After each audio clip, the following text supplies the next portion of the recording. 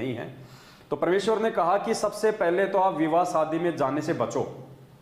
परमात्मा ने कहा कि सबसे पहले तो आप कोशिश करो कि आप विवाह शादी में जाओ ही ना, आप उसको टालो।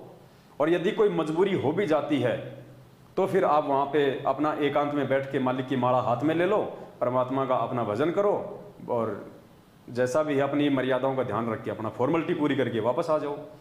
तो यहाँ परमेश्वर ने जो ज्ञानी आत्मा है, जिनको समझ में आ गया, जिनको अपने आत्म कल्याण के प्रति जागरूकता आ गई, जिनको भय बन गया कि अगर मर्यादा टूट गई परमात्मा की, अगर मेरे पूज्य गुरुदेव जी नाराज हो गए तो मैं तो ना घर का रहूंगा ना घाट का रहूंगा। तो उन आत्माओं के लिए तो परमात्मा ने संकेत कर दिया। अभी आगे आप जो एक सत्संग सुनेंगे परमात्मा का, जिसमें परमात्मा कह रहे हैं कि आप जी कोशिश करो कि विवाह शादी में ना जाओ, आप जी उसको टालो, आप जी उसको टालने का प्रयास करो। ये परमात्मा का संकेत उन विशेष आत्माओं के लिए है जो आत्माएं ज्ञान को अच्छे से समझ चुकी हैं, जिनमें संघर्ष करने की शक्ति है। उन आत्माओं के लिए तो परमेश्वर ने कह दिया कि वहां जाने से बचो, शादी में जाने से अपने आप को बचाओ। और जो अभी ज्ञान में जो कमजोर हैं, अभी नए नए जुड़े हैं, इतना संघर्ष नहीं कर पा रहे हैं, उन आत्माओं को परमात्मा ने फिर ये छूट दी है कि यदि आप वहां पे जाते हैं तो एकांत में लेके माला अपनी बैठ जाओ, परमात्मा की किसी से ज्ञान चर्चा करो, उनकी किसी भी रीति रिवाज में परंपरा में सहयोगी मत बनना, वरना परमेश्वर से कोसों दूर हो जाओगे।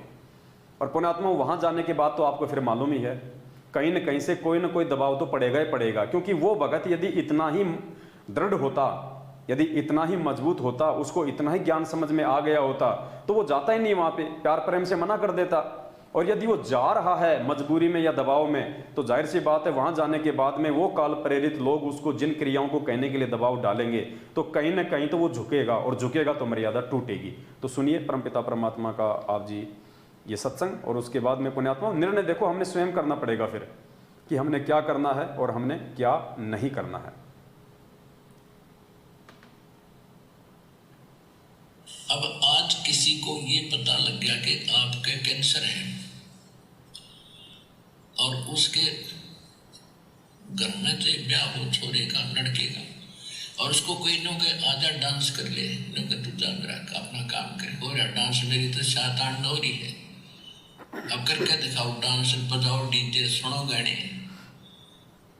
तो बोले आत्माओं संत पहले ही सतर्क होते हैं, इसलिए वो बकवाद अच्छी नहीं लगती उन्हें। अपना भजन करते, कोई पहाड़ में कुआं पड़ो पड़ते रहो, बजाए जाओ डीजे, अपना जाना भी बस तो वहां से टड़ो, और जाना भी पड़ जाए तो अपना फॉर्मेलिटी करके कोण में बैठ जाओ अपनी माला लेके, और वो करते रहे जो तुमने करना फंड है।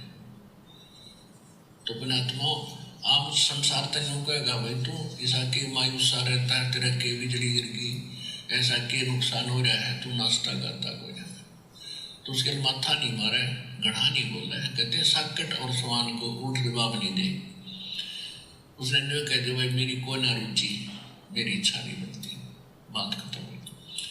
समाज कहता रहेगा, जब उनके साथ बढ़ेगी जब पता लगेगा, उनके साथ तो दुर्घटना होगी जब डरेंगे। हम पहले डर जाते हैं, तो समझदार वही होता है जो पहले डरे। तो परमेश्वर अपने सत्संग में कह रहे हैं कि समझदार भगत वो होता है जो पहले ही डर जाता है परमात्मा के ज्ञान को आधार बना के। और परमेश्वर ने स्पष्ट कर दिया इस सत्संग में कि पहली बात तो शादी विवाह में जाने से बचो, तुम अपने आप को टाड़ो। और यदि मजबूरी भी हो जाती है, ये इशारा परमात्मा का उन कमज़ोर आत्माओं के लिए है जो ज्ञान इतना समझ नहीं पाए, संघर्ष इतना वो कर नहीं पा रहे, उन आत्माओं के लिए परमात्मा थोड़ी सी छूट हल्की सी दे रहे हैं, ताकि उनका भी मन खुश हो जाएगा। और एक आदि उनको ठोकर वहाँ जाने के बाद में, मर्यादा टूटने के बाद जो लगेगी, उससे फिर वो सुधर भी जाएंगे, वो संभल भी जाएंगे। लेकिन समझदार वो होता है जो दूसरे की ठोकर से अपना पैर फुड़वाने से बच जाए। तो समझदार आत्माओं को तो ऐसी आग में बिल्कुल भी पाँव नहीं देना है। बाकी तो सबके अपने अपने भक्ति संस्कार हैं, जो जैसा करेगा वैसा अपना वो पाएगा।